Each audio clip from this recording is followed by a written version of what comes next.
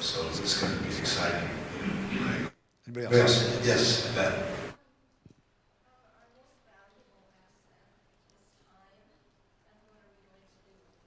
Our most valuable asset is time, and what are we going to do with it? Yeah.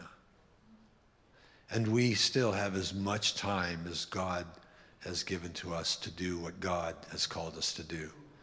So we have all the time we need to accomplish God's purposes. Yeah. If you are a living stone, God wants you in the mix. If you're a living stone, God wants you in the mix. God wants you in the mix. That's right. And somebody said the other day, not all the stones are square. Some of them are round. And I forget what they said, but they must have been Gurney. They said it because it didn't make sense.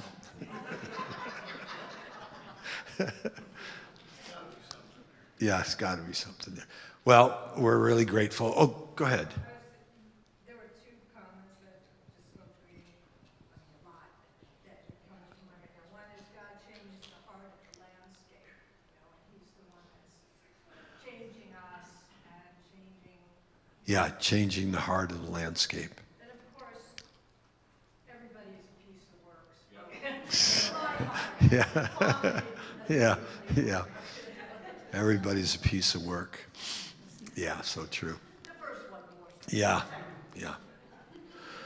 Well, it's been a great few days, and we're grateful for Bruce being here and just opening up the Word. And I heard a number of people say, man, I got to go back and read the Old Testament. There's a story in it. And so many people are frightened of the Old Testament because they read certain things and they go, oh man, the God of the Old Testament, man, I don't want to know that God. And yet that God has done some amazing things and with amazing patience and amazing purpose for his people. So Bruce, coming up and give us that fourth principle. Okay. Yep. Go ahead.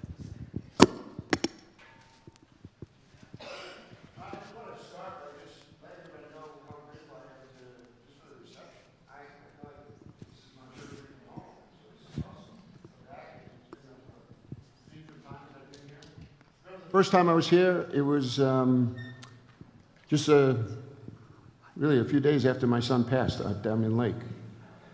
And everybody was so gracious to me. I had come up to claim his body and just needed some time to decompress. When I got home, there was a 30-gallon trash can just filled with cards. And I just couldn't go through them. It was very comforting, though, to just look over and think that people thought enough about our family to just write something. But I just wasn't really ready to go there. And I came here, and Steve asked me if I would want to just share. And it was a really good catharsis for me, just reaffirming for myself these just principles that I'm 100% in. But, when all of a sudden now the situation changes and your 36-year-old, firstborn isn't here, it puts a little pause in your spirit. But then I was doing my Seize the Days. That's that morning devotional program that I do, which, by the way, I've been doing while I've been here. So, kudos to Steve and Terry because I'm outside on their front porch at like 4:30 in the morning. And, they haven't complained yet, but I did notice that my bag was packed, so I don't know what that means. But when I found out that news, it was 9 days before they found his body, so that was also the hard part about that. But I started doing those Seize the Days, and I had gotten a call at probably. Well, it was almost midnight your time, so it was like almost 3 a.m. my time. And I was in bed, and the phone rang, and my daughter-in-law was hysterical. And I tried to get her to calm down and let me know what was happening. And then she told me my son had gone out in the lake in his kayak, and he hadn't returned. So because it was just midnight now, they did send out a boat to just circle around. But knowing my son, he's an expert skier, taught up at in Aspen, loved just the outdoors and camping. I'm like, knowing him, he probably fell out of the stupid kayak and then is camping somewhere under somebody else's teepee, And when that happened, and they didn't find him that next day, and they were waiting that whole night, I thought, well, I'll do my morning devotion program and just ask people to pray. And then every day after that, I just started thinking about what people were saying to me. Things like, oh, Pastor Bruce, we're really sad. It just doesn't seem fair. And I would make a mental note of those kinds of comments, and then I would use my seeds of the day to talk about them. So I'd say, people mean well, and one of the comments that they made to me was, it just doesn't seem fair. And then I would say, well, what is fair? Think about that. In the book of Acts, God says that he knows our coming and going, right? He understands. He says he sets the boundaries of our habitation. He says we live and move and have our very being in him. So we all have so much sand in our hourglass. Nobody knows how much that is. For him, it was 36. That was his full hourglass. Is that not fair? And when you really think about it, my son knew Jesus. And he would talk about Jesus to anyone that had stopped to listen. So I have an assurance in my soul, man, that he's with the Lord, that he's got this new body. He doesn't have to deal with all the contentiousness in this world. Why would I ever wish him back? My sadness is for me, not for him. So this church was really gracious to me when that happened. And I really appreciate that. And I just didn't want the time to go before I just mentioned that and just let everybody know. It was a really vulnerable time for me when I came here. Speaking about hardship, not everybody understands hardship the same way. So I thought you guys would appreciate this, being up here in this, Central Oregon with all these beautiful mountains. There was a registration sheet and comment cards that were submitted to the Bridger Wilderness area in Wyoming. So people that come to camp and hike, when they would leave, they'd give all their little comments. So here's a few of them. Trails need to be reconstructed. Please avoid building trails that go uphill. Too many bugs, leeches, spiders, spider webs.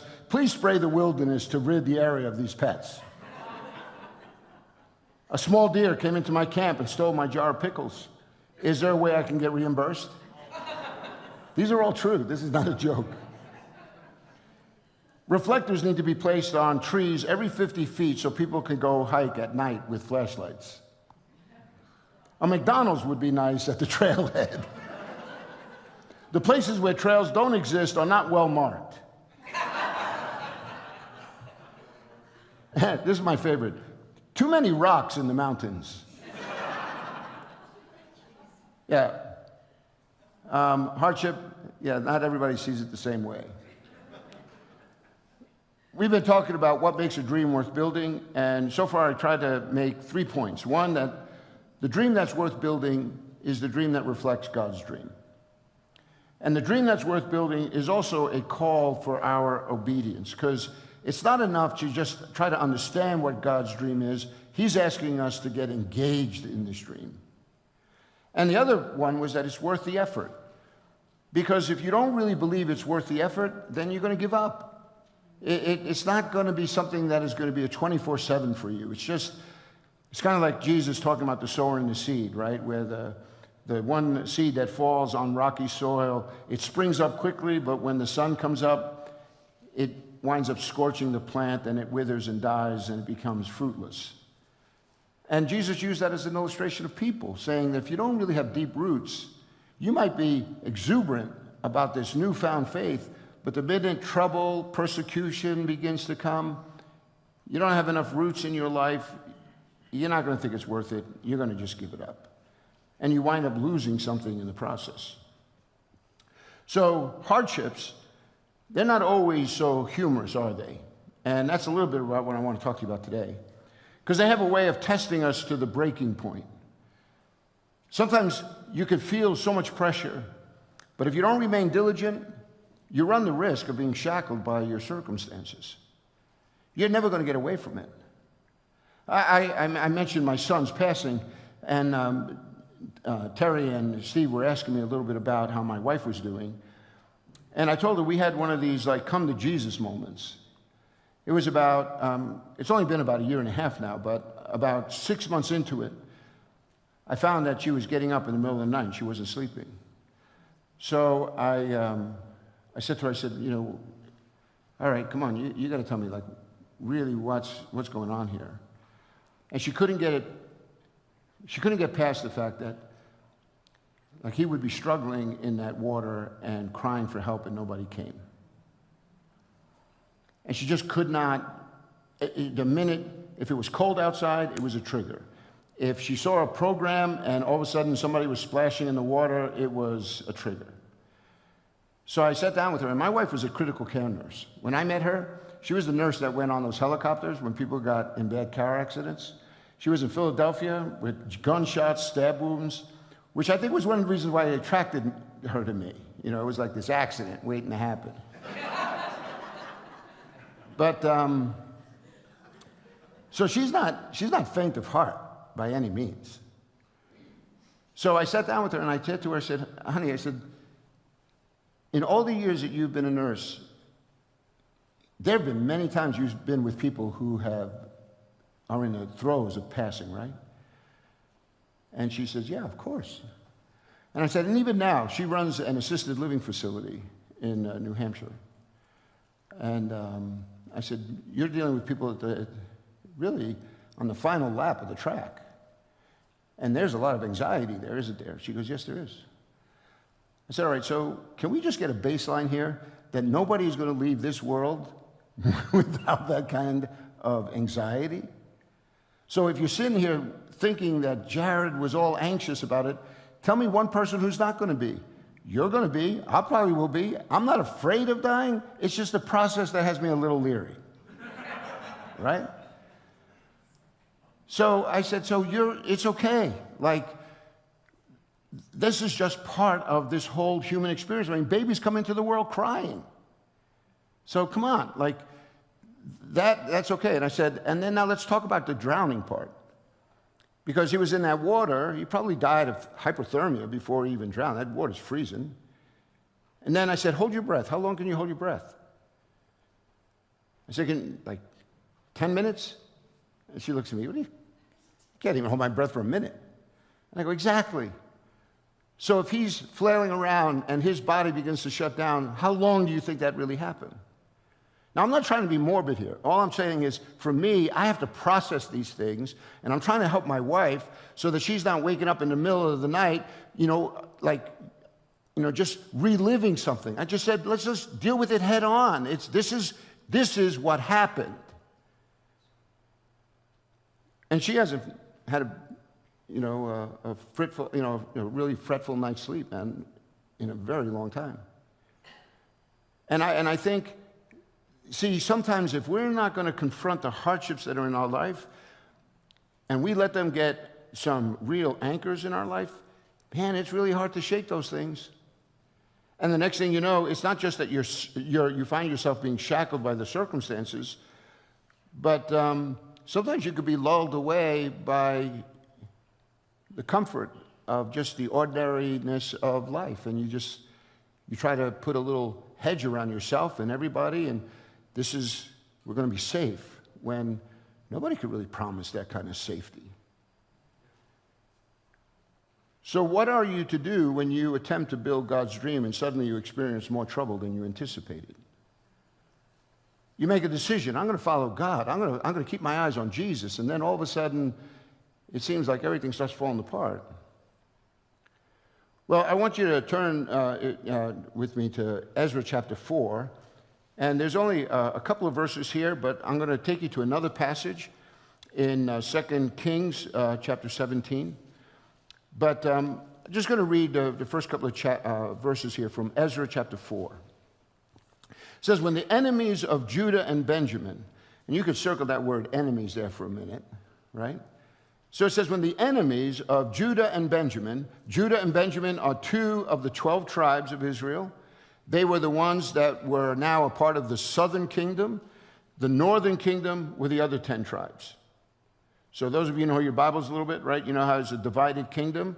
But for those of you who may not be that familiar, just think of like this whole piece of pie that represents the land that Israel occupied.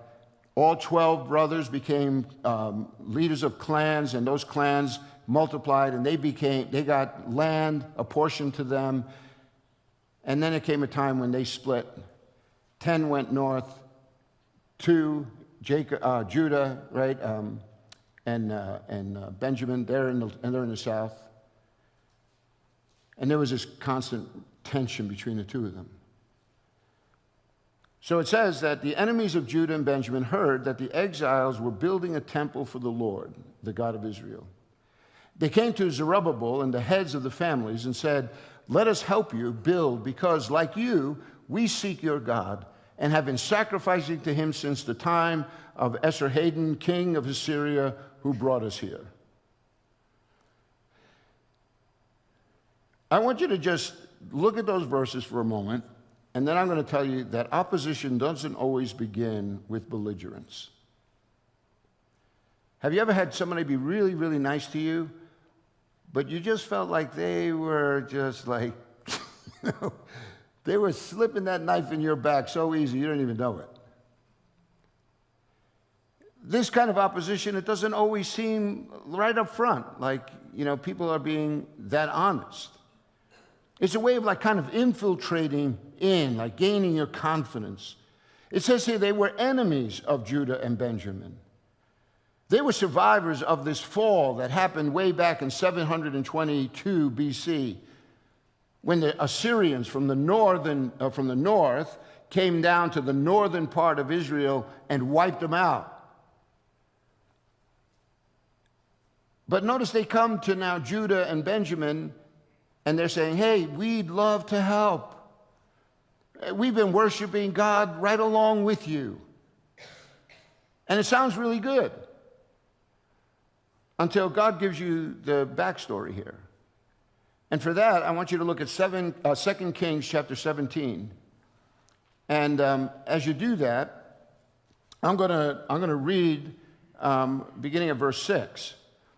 And I'm just going to kind of work my way down just a little bit. It's a little bit of a long passage, but I think you'll find it worthwhile, because what it will do for you is it's going to give you some context. So when you read here that they were enemies of Judah and Benjamin, you're going to understand a little bit more, even though they come across like, hey, I just want to help. I want to be a part. It says it was in the 9th year of Hoshea, the king of Assyria captured Samaria and deported the Israelites to Assyria. What you need to know is Hoshea was the last king of the northern empire. He's the last one, and then the king of Assyria is going to come down and wipe him out. You're never going to hear from the northern kingdom again. In verse 7, it says, all this took place because the Israelites had sinned against the Lord their God, who had brought them up out of Egypt from under the power of Pharaoh, king of Egypt. I love passages like this because what it's saying to you and me is saying that they disobeyed the very God who delivered them in that great, great story that we know as Passover, right? The Exodus. But that happened like a very, very long time ago. That's like us talking now about Jesus 2,000 years ago. I mean, this was a long time ago, but not for God. You see what I'm saying? Like, he's still couching his actions with his people based on his faithfulness throughout their history. So yes, it was a long time, but for God, he's saying, you do realize that I'm the one that brought you out. I'm the one that gave you, this identity as a nation. I gave you my laws. Like, we were supposed to be in fellowship together. So he says all this took place. And he says, they worshiped other gods. They followed the practices of the nations the Lord had driven out before them, as well as the practices that the kings of Israel had produced. Now you see, kings of Israel, this is the confusing part. It took me a long time to kind of figure it out for myself. But Israel and Judah. Israel could be a name where it talks about all of the tribes. Israel could also be the name that just refers to the northern kingdom. So when it says in here that the Lord drove them out, as well as the practices that the kings of Israel had introduced, it's saying there were some foreign practices that the kings of the northern empire had introduced, and consequently, they had everything to do against the Ten Commandments. Thou shalt have no other gods before me. Thou shalt make no graven images and bow down to them, right? Thou shalt not take the name of the Lord in vain. Thou shalt remember the Sabbath to keep it holy. I mean, the first four had everything to do with my relationship with God. And everything about them said, yeah, not so much. So in verse 18, it says this. It says, so the Lord was very angry with Israel and removed them from his presence. Man, what a scary thing that is. He says, only the tribe of Judah was left, southern kingdom. Only the tribe of Judah was left, and even Judah did not keep the commands of the Lord their God. They followed the practices Israel had introduced. Therefore, the Lord rejected all the people of Israel. He afflicted them and gave them into the hands of plunderers until he thrust them from his presence. That's why we're reading a book like Ezra, people coming back from that exile where Babylon would now overcome the southern kingdom. So 2 Kings is just giving you a heads up of really what's happening here. The king of Assyria, now this is where it gets a little interesting and very pertinent to what we're talking about tonight. It says the king of Assyria brought people and settled them in the towns of Samaria to replace the Israelites. So you get it, all the people in the northern kingdom, they're either killed or they're pushed out. They're spread all over the Babylonian kingdom. But they needed people to inhabit the land, to work this land, right? So they come to take the land, and they brought their people with them. It says they took over Samaria and lived in its towns. When they first lived there, they did not worship the Lord. So he sent lions among them, and they killed some of the people. It was reported to the king of Assyria, the people you deported and resettled in the towns of Samaria do not know what the God of that country requires. That sounds like a pagan, right? The God of that country. I thought God, when he speaks of himself as the God of heaven and earth, the one who brought all things into existence. When he said to Abraham in that famous covenant, he says, Abraham, I'm going to bless all the nations of the world through you. This was never just a Jewish thing. It was a world thing. But these people that are inhabiting, they're used to many gods, and they're like, hey, you know what I think the problem is? These people don't really know the God of this land. And so so this is what happens. It was reported to the king, right? And they're telling him, like, look, like their God sent lions among them, which are killing them off because the people don't know what he requires. And then the king of Assyria gave this order. Have one of the priests you took captive from Samaria go back to live there and teach the people what the God of the land requires. So one of the priests who had been exiled from Samaria came to live in Bethel. Bethel was one of those cities that Jeroboam, when there was a split in Israel, and I hope I'm not getting too detailed here for you, but it's really not that complicated when you just think of it in a broad sense. When that kingdom of Israel was going to separate, one of the guys that was at the heart of that separation was a guy named Jeroboam, which is only made more confusing because the guy in the southern kingdom, his name was Rehoboam. So I just call them Jay and Ray. All right? So Jay, he has the 10 tribes in the northern part of the country. Remember yesterday we were talking about when Ezra came back and they built the altar and all the people started coming back? It was more than just the fact that the altar was built, but everything that it represented. The festivals were going to come back. People were going to come back. Community was going to be, supported again here. Everything about their relationship with God was now going to be strengthened again because the people were going to be, coming back together as one. Jay understood that. Jeroboam. So you know what he did? He built an altar in Bethel, and he built another one in Dan. Bethel and Dan, if you look on a map, they're the southernmost part of the country and the northernmost part of that northern empire. He built altars there because he knew if the people in that part of the world came back down to Jerusalem, they would be reminded again of everything that they were giving up. And he didn't want that to happen. So he put these alternate altars. When you read through your Old Testament, you're often going to read what it says about the sin of Jeroboam. That was the sin. He caused his people to be idolaters, just like everyone else around them. God was very specific about how he was going to be worshiped. For the pagans, they were always wondering, what does this God require? Not for us. We know what God requires. He went on record and told you. And so you wouldn't forget, he put it on stone. So this is what's taking place here. So now you have a priest who's coming to Bethel, this place that's already been, kind of violated. This priest comes to Bethel, and he taught them how to worship the Lord. If he was so good at teaching people how to worship God, they wouldn't have gotten this mess in the first place. Nevertheless, each national group made its own gods in several towns where they settled. They set them up in the shrines the people of Samaria had made at the high places. So you see what happens?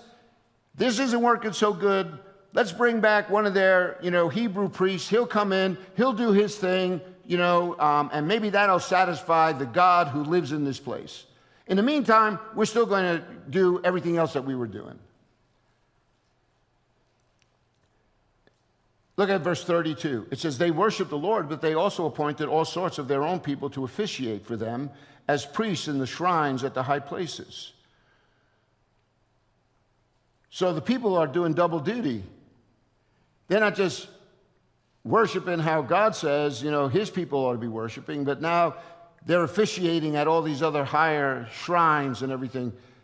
So it's a mixed bag. It's like a spiritual buffet. I'm going to take a little bit of that and a little bit of this. Sounds awesome. I like their music better than theirs. They worshiped the Lord, but they also served their own gods in accordance with the customs of the nations from which they had been brought. To this day, they persist in their former practices. They neither worship the Lord nor adhere to the decrees and ordinances, the laws and commands that the Lord gave the descendants of Jacob, whom he named Israel. Even while these people were worshiping the Lord, this is verse 41, they were serving their idols. To this day, their children and grandchildren continue to do as their fathers did. Do you catch that?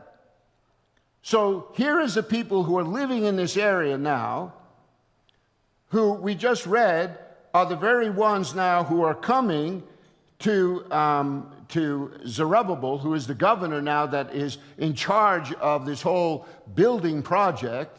They're coming, and they're enemies of Judah and Benjamin, because they were just like, hey, let's just get along to get along. So we'll throw in some of the practices of the God of Abraham, Isaac, and Jacob. We'll throw in these other ones. Everything is good. Let's just get along and be nice. Is that what God wanted? I thought that's the whole reason why he got them out of the land in the first place. He says, you don't respect me. You're just following the God of your own imagination. I never told you to do that. And so consequently, he allows Assyria to come in, and they wipe out the land. And God says, yeah, Judah, you're not that much better, because your time's coming too. But I know the plans I have for you. And so God's going to bring them back after 70 years. So when I say opposition doesn't always begin with belligerence, there is a sense of people trying to infiltrate in. You got to be wise. Look what it says down. Let's go back to Ezra. That gave you some context, right? Because now you're going to understand a little bit why Zerubbabel comes across like such a hard guy. Look what he says in verse 3 of Ezra chapter 4. Zerubbabel, Yeshua, and the rest of the heads of the families of Israel, they answer, because they were saying, hey, we'd like to be a part of this. We're going to help. We're worshiping God just like you. But the leaders got together, and this is how they answered. You have no part with us in building a temple to our God. We alone will build it for the Lord, the God of Israel, as King Cyrus, the king of Persia, commanded us. Then the peoples around them set out to discourage the people of Judah and make them afraid to go on building. They hired counselors to work against them and frustrate their plans during the entire reign of Cyrus, king of Persia, down to the reign of Darius, king of Persia. When you first read that, if I just read the text, you would probably say, man, that guy Zerubbabel is a hard dude. Like, why is he being so nasty? People are they say they want to help. Why don't you just let them help? They say they're worshiping God just like you. What's your problem, Zerubbabel?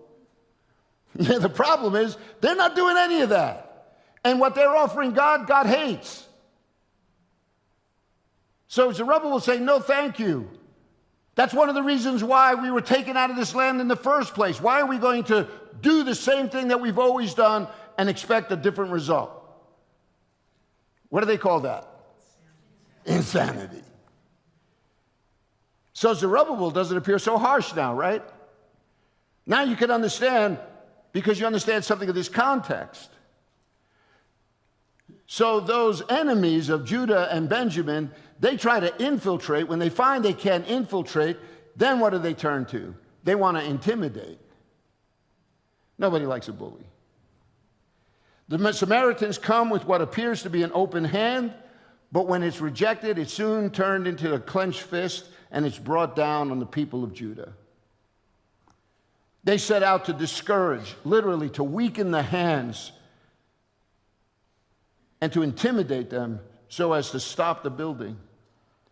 They try tricking them with words. They turn to intimidation with discouragement and fear and frustration. Did you notice how in this text here, in Ezra 4, it says that and this is verse 5 now in Ezra 4, it says they hired counselors to work against them and frustrate their plans during the entire reign of Cyrus and Darius, right? People think that those counselors that they hired were people who worked for the local government. I believe this is the genesis of building permits and community zoning boards. This is the root of the problem right here. If you ever try to get a variance, then you know exactly, like, they're probably, yeah. So the Samaritans built an alternative, because now that they weren't going to be a part of the building of this temple in Jerusalem, not only are they frustrating them, but they go, so fine, we're not even going to do it. We'll build our own. Anybody want to venture a guess where they build it? It's a town. It's called Mount Gerizim. And you're going to be like, yeah, how am I supposed to know that? Because I know you know it. The Samaritan woman. She's at the well. Remember that story? She comes up, and then Jesus is engaging her, and he promises her eternal life, and she's sitting there going back and forth, and then she says, she asks Jesus a question, and Jesus says, why don't you go get your husband and come back, and then we'll answer it. And the woman is sitting there, and she's kind of looking at Jesus, and her mind is running 1,000 miles an hour. She's wondering, like, what do I do? Inside, she's like, ha, hamana, hamana. How am I going to answer this? And then finally she just says the truth. She says, I've had 5 husbands, and the guy I live with now is not my husband. Right? Jesus tells her that. And then she changes the subject. And she says, why do you Jews say that we have to go down to Jerusalem to worship? Our people say that we should worship in this mountain. What mountain is that? It's Mount Gerizim. Because when the Samaritans were refused to work in building the temple, they built their own. Can you understand now why in the whole New Testament, whenever the words of Samaritan is used, it's associated with these people who were so entrenched by all of the various cultures around them that they weren't faithful to the things of God at all. So why am I going to, saddle up alongside of you when this was the very problem that brought all of this trouble on Israel? You're personifying that. So the Samaritans built this alternative temple, and the hiring of counselors just mean that they bribed civil authorities so that their plans would be frustrated. And that continued for a very, very long time, which is probably also why it was hard for this temple to get built. And people got tired, and they're frustrated. And then after a while, they start thinking maybe it's not worth it. And then they start just building their own houses until God has to step in again and go, wait a minute. Is it time for you to dwell in your paneled houses while my house lies in ruin? He sends a prophet named Haggai, and as we saw on Sunday night, he was a catalyst to get them engaged again. So let me just wrap this a little bit. I'm giving you this background story in Ezra about this rebuilding and all the opposition that they are now facing. Opposition that comes nicey-nicey in the beginning, where they're just trying to infiltrate. And then when they refuse, it's amazing to me how in a heartbeat it turns around, the next thing you know, they want to intimidate. I thought you wanted to help. I thought, oh, you just serve God. Like if you did, then your reaction would have been totally different. So I just want to turn a corner now and just say the same tactics are used today. It's the same thing. The heart of man is the same. You could change people's names. You could change geography. But we all have that same nature. That's why Jesus comes along and he says in Matthew chapter 10, verse 16, he says, I'm sending you out like sheep among wolves. Therefore, be as shrewd as snakes and as innocent as doves. I get tired of people referring to Christians always time as they're dolts. They just don't get it. I think Christians ought to be the most savvy people out. They understand the depravity of man. They understand that all of us are capable of doing, really terrible things, left to our own desires, really focusing on our own nature. Anybody could do anything stupid. But at the same time, we also know that a person who is beginning to be transformed by the Spirit of God in their life, man, they are in for a wrestling match for their whole life. And God's going to make them stronger. And God's going to give them a perspective about life, about themselves, about people. They are going to be out in this world, and the world thinks of them as sheep, but God says, nah, man, you're my people. I want you to be as gentle as a sheep, but I want you to be shrewd like a snake. Because there's work to do. Let me read a passage from Acts chapter 20, just about this idea of infiltration. The Apostle Paul has been now on these missionary journeys. He gets to Macedonia later on in his ministry. He tried to go a couple of times, and God says, you're not ready. So finally, about the third missionary journey, the door opens up, and he goes. And now listen to what he says to these Ephesian believers here. In verse 25, he says this, of Acts chapter 20. Now I know that none of you among whom I have gone about preaching the kingdom will ever see me again. Therefore, I declare to you today that I'm innocent of the blood of all men. For I have not hesitated to proclaim to you the whole will of God. Keep watch over yourselves and all the flock of which the Holy Spirit has made you overseers. Be shepherds of the church of God, which he bought with his own blood. I know that after I leave, savage wolves will come in among you and will not spare the flock. Even from your own number, men will arise and distort the truth in order to draw away disciples after them. So be on your guard. Remember that for 3 years I never stopped warning each of you night and day with tears. Now, when you read a text like that, I don't know where else it's going to get more real than that. Because you see, now you understand we're fighting a spiritual battle. We're not fighting flesh and blood. Because the same guy that today is my enemy, let the Spirit of God touch him, and he could be going with me arm in arm, and we're going out there now in the name of Jesus. That sounds really nice, right? But you wonder if that really happens. You know it happens, and I'm going to prove it to you. God's 12. That was the land of misfit toys. Remember that? Rudolph the Red-Nosed Reindeer? When you have Charlie in the box instead of Jack in the Box, remember? And the reason why I say that is because he picks Peter. What did Peter do for a living? Fisherman. Peter worked with the strength of his back, right? That was tough work. You went out late at night to fish, and then you could be out there all night. And how many times do we read in the Bible they come back with nothing?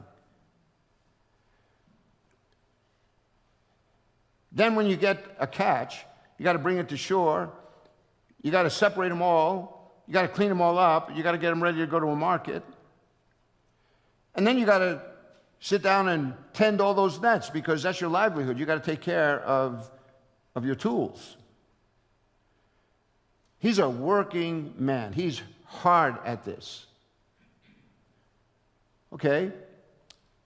God decides, because God has a sense of humor, he goes, all right, I'm going to pick Matthew. What does Matthew do for a living? Tax collector. Is Matthew a Jew or a Roman? He's a Jew. He's a tax collector, which means then, as a Jew, the Romans were pretty shrewd. In fact, one of the Roman coins, if you were to examine it, has a Roman with his head, with his foot on the neck of a Hebrew. That's their coin. How is that supposed to make the Hebrews feel? Right? Romans understood, instead of all this opposition that we would feel between the Jews and Rome, why don't we just go out and get Jewish people to do our dirty work for us? And we'll just make sure that we pay them really well so that they'll do it anyway, even though it's against their own people. You ever meet people like that? They're kind of slimy, right? You never want to turn your back on them because you don't know what's going to happen. You can't take them at their word. They're going to do anything they can because it's always about them. So that meant when Peter comes in and he has his catch of fish, and now he's going to bring it to market, he's got to get past Matthew, who is sitting there and is already in his business. And because Matthew had a right of taxation that was granted to him from the Roman government, he was just obligated to give Rome a percentage. Whatever else he could skim, that was all gravy for him. So that meant, and there are records of this, they would tax them for how many fish. They would tax them for how many workers were on the boat. They would tax them, for the carts that would take them to market. Sounds like today, honestly. But that's what happened. So my point is, how much love do you think there existed between Peter and Matthew? They probably hated each other. But there's another guy in the mix. His name is Simon the Zealot. A zealot was basically a terrorist. The Zealots were a party that were all about Zionists. We're going to remove this oppressive regime of Rome, even if we have to kill people to do it. Barabbas, they said, was one of those zealots. So he's all about cleaning this up so that this is the pure Israel. And he's in.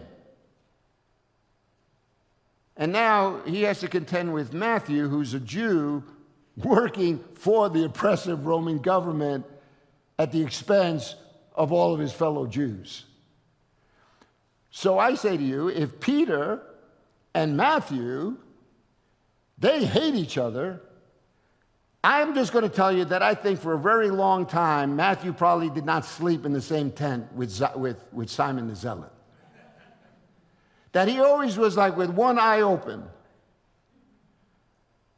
But their association with Jesus, it changed them.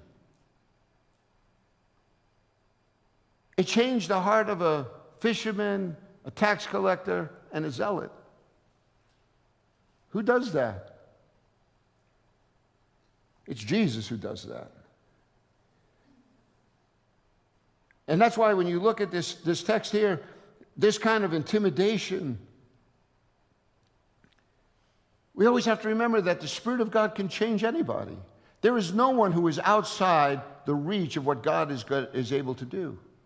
And I know that's really hard because you're dealing with some people that are kind of slimy sometimes.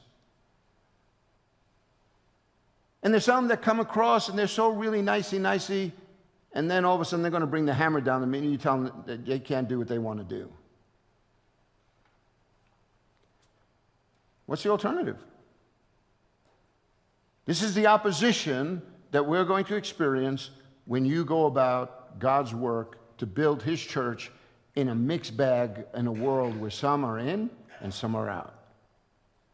So it's going to require that His people go that extra mile, turn that cheek, forgive 70 times 7. And the only reason you do it is because you've tasted that grace for yourself. And you've come to that place where you recognize, yes, I am a piece of work. But God is doing a work in me. So I'm going to give that kind of consideration. Doesn't mean I have to be a stooge, because He says you have to be as wise as a serpent, as gentle as a dove. I just have to come with my eyes wide open. I know what I'm getting into. And when people have different worldviews, they're going to come up with different answers for different issues. So what does God's word say to us about this hour? Did He not say, in this world you will have much trouble, but be of good cheer because I've overcome the world? Romans 8 is a great exposition there where it says nothing can ever separate you from the love which is in Christ Jesus. And then it goes on through all these descriptives. My favorite in all of those descriptives is when he says, neither things present nor things to come. Where do we live? In the present. And depending on how much sand is in our hourglass, we have so much future. So what God is basically saying, for your whole life, man, there's nothing that's ever going to separate you from my love. Even though you're in a world that, there's a theological term, I don't want to confuse you, but the term is jacked up. And jacked up means that the world is not always a very nice place. So, enemies to the gospel, they're always going to exist. They're going to try to infiltrate God's work so that they can just turn it sour. They're going to seek to intimidate so that we refrain from doing that which is good. But they should never provoke us to do what is evil. Repaying evil for evil is never a solution. Jesus says the only way to overcome evil is with good. And even though sometimes you want to turn the other person's cheek, God said, no, that's not how my kingdom is going to work. So it should never deter us from doing what is right. So bottom line, a dream worth building, it's going to provoke opposition. But it's going to invoke God's blessing. That's the spiritual life. I wish it was different. I really do. I keep on looking in the Bible for where everything just becomes harmonious. And the only time I see that is at the end of the age, when God is going to come back and redeem all things. Until that day, it's a mixed bag. But he's counting on you and me, keeping our eyes on Jesus, being wise as a serpent, gentle as a dove, and representing him well in the world. And I think we'll all be surprised, because one day you turn around and the person you least expect is going to be sitting right next to you. And God does that. And so we have our work cut out for us, don't we? Maybe, yeah, Ryan, great. Hey, thank you so much. Really appreciate it. That's so good, man. You know, thanks so much for coming, Bruce. I got to sit with Bruce and Steve today for 90 minutes. And man, it's so fun to sit with older men. And Bruce, you have wiser, more godly. That's the third time you said I was old. Yeah. And I told Michelle, you know, one of the things I've really appreciated is to see men still in it. I'm only 20 years into this, and I've seen a lot of guys bail out. So thanks for the example, guys. Just as an application point, I just want to share a story, and it's very recent. Today, this morning, I got a text from a young man, Sisters High School.